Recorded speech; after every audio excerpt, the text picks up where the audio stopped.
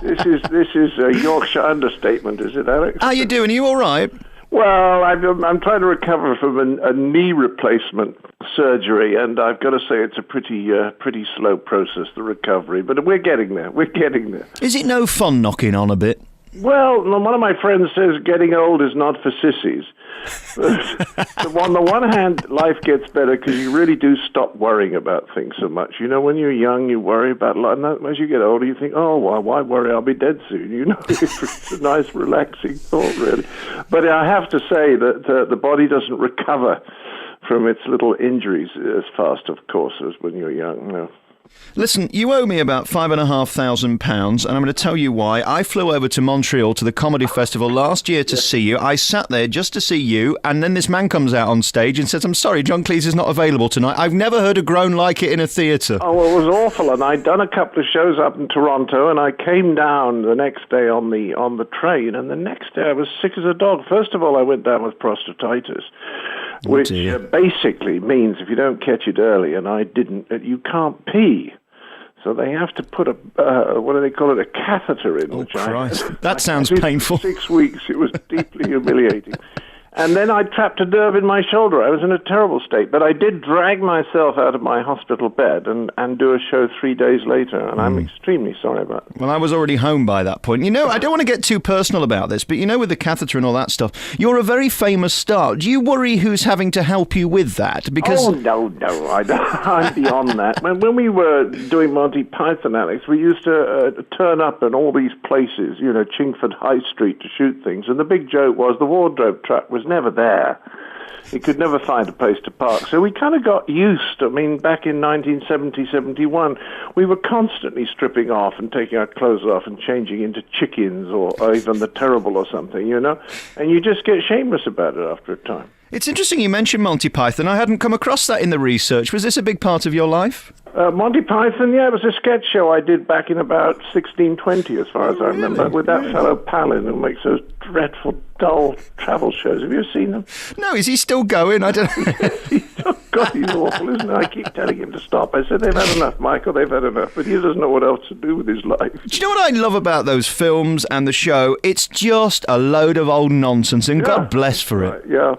That's one of the fun things, is just talking about Python and telling people what it was like and how we got away with all that nonsense. And just, we finished up, really. We realized early on that we were just trying to make each other laugh, because we didn't know what our audience was. You know, nowadays there'd be some marketing person in there telling you what your audience is. But no, we didn't know. We just used to read material out, and if it made everyone laugh, we really, really had a good day. In fact, I always say my highest single point in Monty Python was the script meeting when I read out the sketch called The Cheese Shop. And Michael laughed so much he fell off his chair. I'm not kidding. He slipped off his chair and lay on the ground and couldn't get up for about 30 seconds. That's the best moment I had in the whole of Monty Python.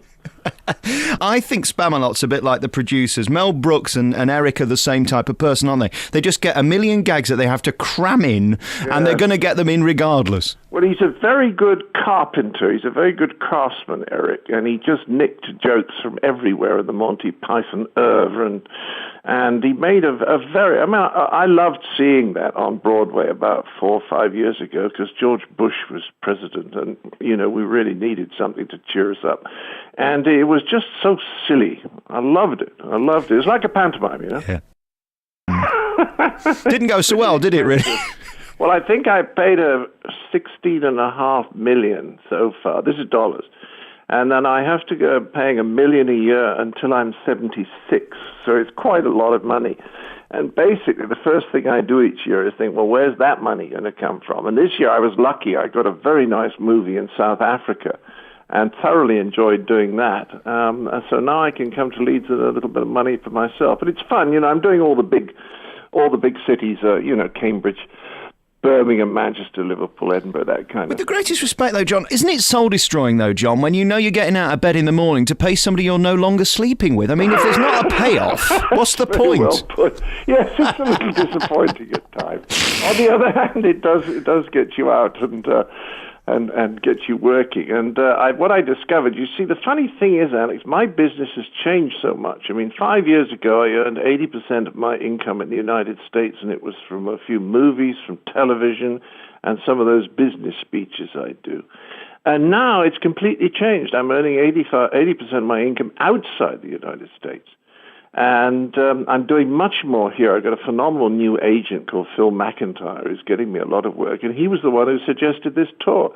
And it's kind of fun because I like interacting with a live audience. Television's all sort of...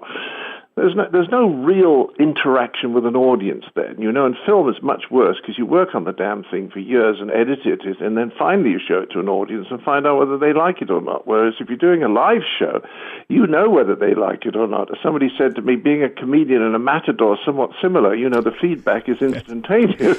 I've got to talk to you about Fawlty Towers, and I apologise. Are you one of those actors that resents and is embarrassed by the thing that made you most famous, or are we happy to talk about it? No, happy to talk about it. No, I mean, in the show I talk about it because I talk about the actual hotel in Torquay that the Python stayed at. This was all based on the famous Mr. Donald Sinclair, because frankly, I mean, Connie had come down, her first wife, dear Connie Booth, had come down because she was shooting with Python, and she, of course, wrote Fawlty Towers with me, and we spent a week with this guy, and we didn't realize it at the time, but he was giving us material every time he walked in the room. Are you still paying for Connie, by the way, or is that one sorted? No, that's sorted. She and I are in great shape. In fact, I had breakfast with her about a week ago in New York, just before I left for England. She and her husband, and you won't believe this, but her husband is John Lahr, and if you've ever heard the name Lahr, his dad was the Cowardly Lion in The Wizard of Oz. Oh, wow. How showbiz is your life on a scale of 1 to 10? Because, I mean, you're here, there and everywhere. Everybody knows you. We love you for so many different things. Is it fun being you? Yes, it is, actually. It is, because I do get to do different things, and the reason I did the stage show and started developing this is I got so fed up with the Hollywood studios. I'd written 2 or 3 film scripts, and they started telling me to do things to the scripts to change them, which I knew were wrong. And I thought, well, what am I doing? I'm dealing with people who have no idea. They have no idea what they're talking about. And then somebody said to me 5 years ago, do you want to come to New Zealand and do a show? And I said yes, almost without thinking, because I was going to be in charge of the material. Do you see what I mean? Nobody's going to tell me what I could do. But, of course, it takes a long time to get a show in shape. I mean, I talked to Eddie Izzard about this. You try this thing, you try a little bit of material there, you try that, then you go back and polish this. But I didn't want to bring this particular show, which I've done about 100 times, to England until I was really happy with it, and I am now. I'm going to take it to Scandinavia, starting in about 3 or 4 weeks, and do 25 shows in Norway, Sweden, and Denmark, because they have the same sense of humor we do, basically. Are you glad you were born when you were? Because if I think about the films you've been in, if we look at the Monty Python stuff, throwing cows over walls and getting the French to slag us off, nobody's going to commission that. Fawlty Towers. No, you're absolutely right, Alex, and that's what I talk about in the show. I say this could never have happened these days because everything costs so much, and all the people in charge are very anxious and don't want to take risks. I tell you, I was very lucky, and so were the others, the Pythons and Fawlty Towers too. We were working at absolutely the best time to be working in English television. We were very, very lucky. I wouldn't want to be working there now. And as for you walking around the streets, everybody knows you. Are you okay with that? Because it's hard being you sometimes. You can't have a meal without somebody wanting an autograph. Well, that's true. I tell you, there are some days when it just doesn't seem to stop. And it's not that any one conversation is anything wrong with any one conversation. It's just that you've had that conversation 87,000 times, And I did the other day when I was walking back, my knee was aching, I was tired, I'd had dinner, and I just wanted to walk quietly home and get into bed and sit down and gossip with Jenny. And all of a sudden, I think 5 different people stopped me at 150 yards. You know what I mean? You just want to say, give us a break. I just want to go home. How's your life now? I noticed a picture in the paper just this morning of you and your current beloved. That looks nice.